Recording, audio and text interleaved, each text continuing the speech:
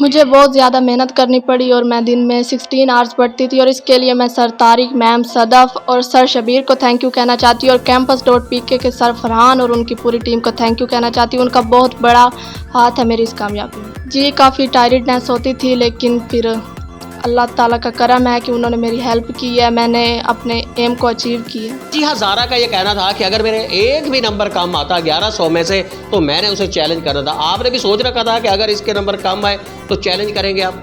बच्ची करती या ना करती, हमने ज़रूर करना था क्योंकि हमें इतनी तवक्को थी बच्ची से कि बच्ची फुल मार्क्स ले सकती है। पायनियर वर्ल्ड न्यूज़ की वीडियोस देखने के लिए हमारा चैनल सब्सक्राइब करें और बेल आइकन पर क्लिक करें ताकि आपको हमारी हर वीडियो का नोटिफिकेशन मिल सके। शुक्रिया।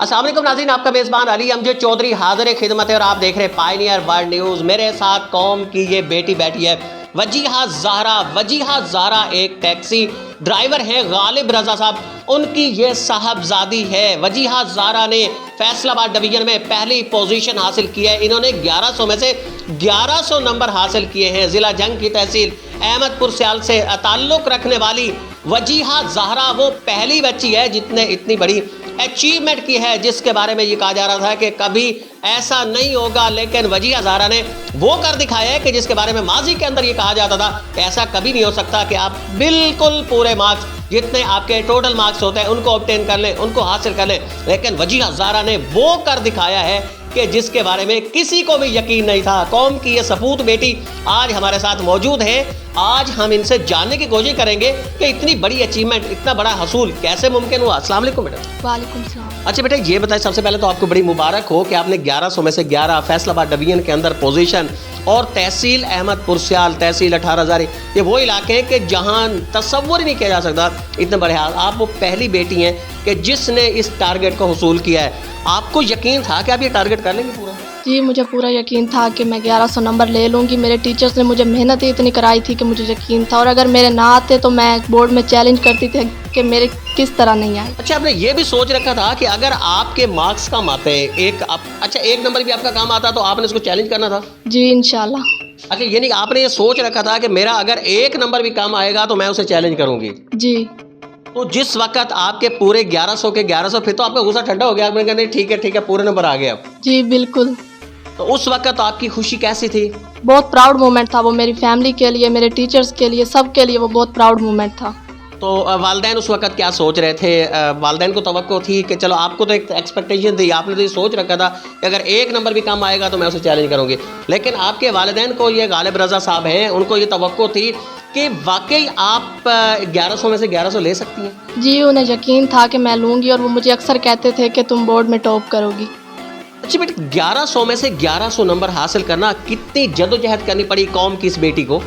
मुझे बहुत ज़्यादा मेहनत करनी पड़ी और मैं दिन में 16 आवर्स पढ़ती थी और इसके लिए मैं सर तारिक मैम, सदफ़ और सर शबीर को थैंक यू कहना चाहती हूँ और campus.pk के सर फरहान और उनकी पूरी टीम को थैंक यू कहना चाहती हूँ। उनका बहुत बड़ा हाथ है मेरी इस कामयाबी में। तो बेटा, आप 16 से 17 घंटे आपका स्टडी पीरियड था और बाकी आपका ज़ाहिर बात है कि आपने सोना भी है, आपने खाना भी है, तो आपने रेस्ट भी करना है। ये सारी चीज़, ये सारा कैसे मैनेज आपका होता था कि आप 16 से 17 घंटे तो आपका स्टडी में गुजर जाता था?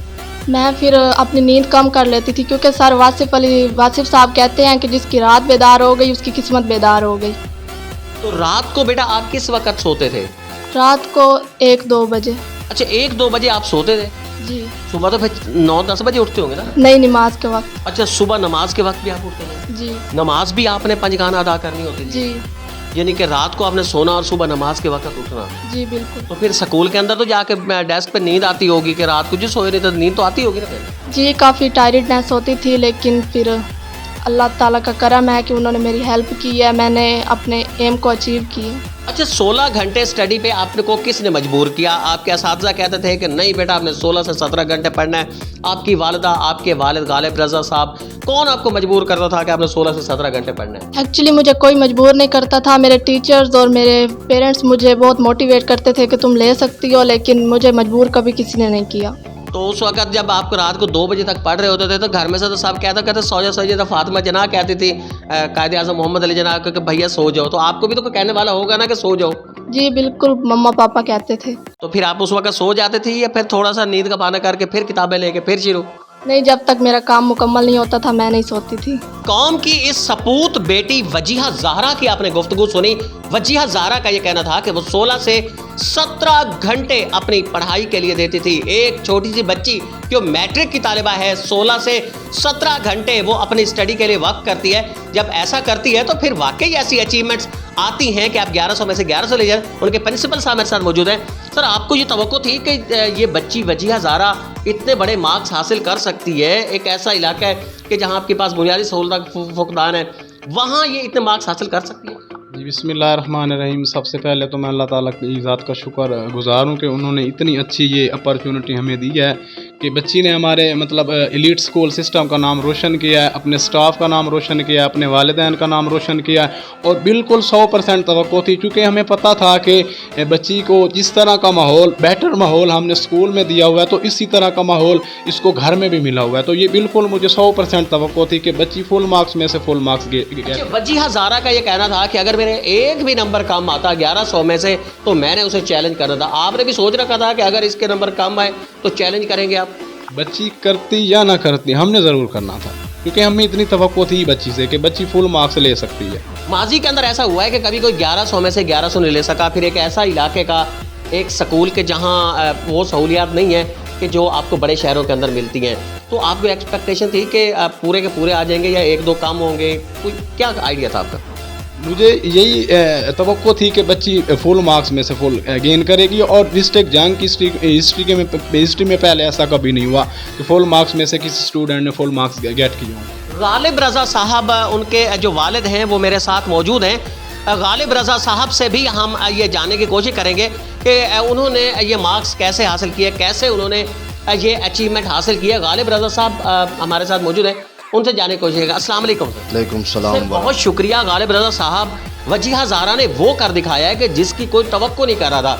ये तवक्को नहीं थी कि इस इलाके से भी कोई ऐसा हो सकता है कि फैसलाबाद डिवीजन के अंदर पोजीशन ले सकता है और फिर वो भी पूरे के पूरे मार्क्स। जब आपको ये पता चला तो आप रोए या हंसे? कैसे, क्या फीलिंग थी आपकी? सर, वो मौका तो मुझे तो अभी भी वो रोना आ रहा है। वो मौका मुझे अभी भी नहीं भूल रहा कि ये अनहोनी हुई है। मुझे तवक्को थी, मेरी दुआएं इनके साथ थी। मैं इसको ये रात को बड़ी देर तक पढ़ती थी। मैं बड़ी दफ़ा उठकर इसको कहता था, कभी कभी तो मैं इससे किताब भी ले लेता था कि बेटा अब सो जाओ, सुबह स्कूल भी जब आप रात को 2 बजे से पढ़ते हुए देखते आके था बेटा बस करना ही, अब नहीं पढ़ना आपने, अब सो जाओ। हाँ जी, हाँ जी। मैं नमाज तहज्जुद के लिए उठता था ना, तो मैं इसको कहता था कि बेटा अब सो जाओ, सुबह स्कूल भी जाना है, फिर वहाँ आप क्या करेंगे?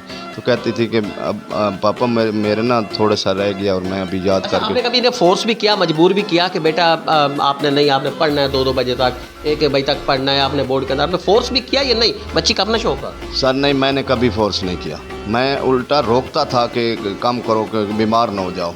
इसलिए ये खुद इसको शौक था कि मैंने ये करना है। गुफ्तगू सुनी आपने कौम की इस सपूत बेटी वजीहा ज़हरा की, उनके वालिद गालिब रज़ा साहब की, उनके प्रिंसिपल साहब की। उनका यही कहना था वजीहा ज़हरा का कि उसने ये सोच रखा था कि अगर उसका एक नंबर भी डिडक्ट किया जाएगा, उसे 1100 में से 1099 नंबर दिए जाएंगे तो तब भी वो एक नंबर को चैलेंज करेगी। लेकिन जो उसकी एक्सपेक्टेशन थी, उसकी तवक्कुआत थी, वो पूरी हुई हैं। वो खुश है, उसके वालिदैन खुश हैं, उसके असातिज़ा इस वक्त खुश हैं और बच्ची का वो इरादा है कि वो आने वाले वक्त के अंदर डॉक्टर बन के मुल्क को, कौम का नाम रोशन करेगी। अपने मेज़बान और एमजे चौधरी को इजाज़त दीजिए। अल्लाह निगहबान।